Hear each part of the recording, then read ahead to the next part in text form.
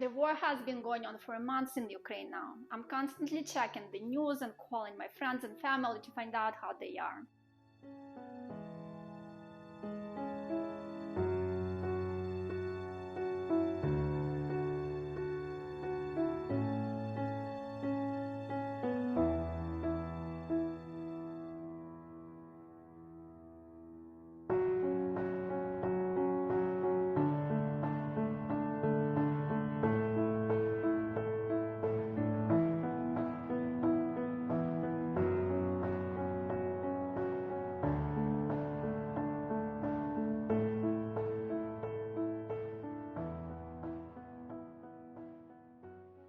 Being here in the US, there is very little I can do. There are two things though that I constantly do. I talk about the war that is erasing cities, killing people and destroying life for all Ukrainians.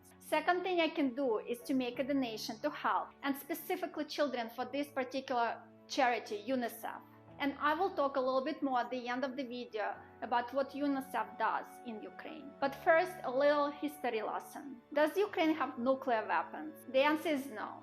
During the Soviet Union time, Ukraine had 1/3 of all Soviet Union's nuclear weapons on its territory. So how did that happen that Ukraine doesn't have nuclear weapons? In 1991, Ukraine voted to become independent from the Soviet Union. 90% of population voted to be independent. That became an issue because there were so many nuclear weapons, and Ukraine is a relatively small country compared to Russia, United States, other countries with nuclear weapons. So there was an agreement between United States, Great Britain, Russia and Ukraine that Ukraine will give away, I guess I don't think they gave away, they destroyed the nuclear weapons. In turn, there was an agreement that Ukraine would have territorial integrity and political independence as a sovereign country. And two, and if anybody would try to attack Ukraine, United States, Great Britain or Russia would actually help them to fight the aggressor.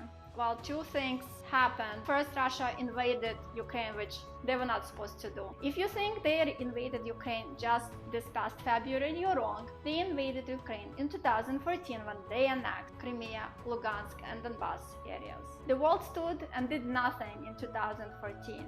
Everybody was talking how horrible this was, but nobody did anything to help Ukraine fight Russians and to have Russians go back and leave Crimea, Lugansk, and Donbass with Ukraine. So fast forward to this year, February of this year, Russia invaded, full-scale invasion, not a special operation like what they are saying to their people on their TV. It's a full-scale war, which erases the cities, kills civilians. Those civilians include children. And many people, as a result of this, are displaced. Most people who are displaced are women and children. Children are specifically need help because they are, just think about it, a month ago they had normal life, they went to school, they had friends, they went to, to whatever, to swimming, to running, whatever they did after school. And now they have to run. Some of them are living in the subway because it's not safe to be outside. Some of them had to go to a different country where they don't know anybody. Can you even imagine how it is for those little children? Thankfully, Ukraine is currently getting a lot of assistance from the United States and the NATO countries. The help they are provided is just not enough to stop this war and the killings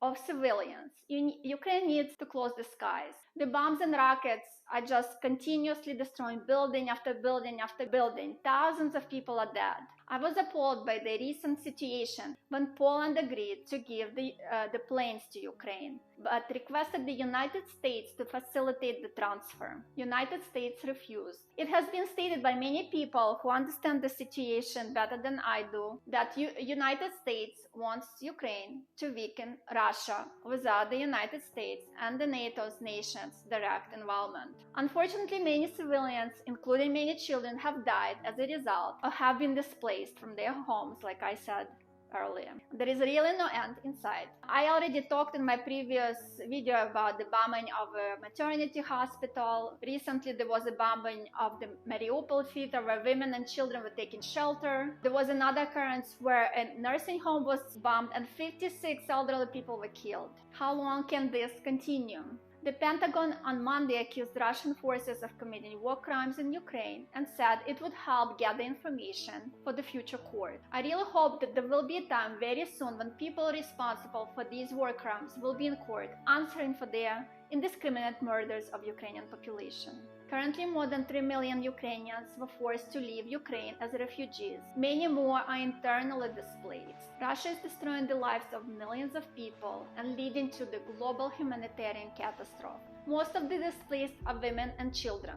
Many of my friends have been asking how they can help with the donation. There are so many different sites for charities for Ukraine right now, and it's really hard to distinguish between real charities. I'm sure there are so many fake ones, but I'm comfortable with this one, Unicef. I'm joining Creators for Peace to raise awareness and funds for the displaced children in Ukraine. You can donate through the link that I will list in the description of this video. The donation is for the Unicef, which is helping children and families in Ukraine. Unicef is working around the clock to scale up life-saving programs for children.